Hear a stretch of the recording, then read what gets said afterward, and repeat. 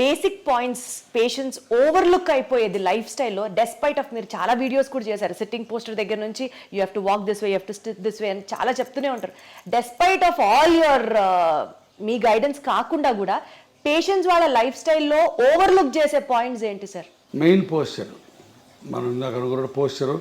మరి నేను చెప్పినట్టు ఇలా స్ట్రైట్గా కూర్చోరు, ఎప్పుడు అందరూ ఇలా వంగి కూర్చుంటారు, వంగి నడుస్తారు.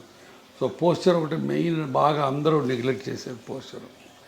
Number 2, lack of exercises. అసలు ఎక్సర్సైజులు, చిన్న ఎక్సర్సైజెస్ కూడా చేయకుండా సెడెంటరీ లైఫ్ స్టైల్లో కూర్చుంటారు. అది number 2. Number 3, abuse of the joints.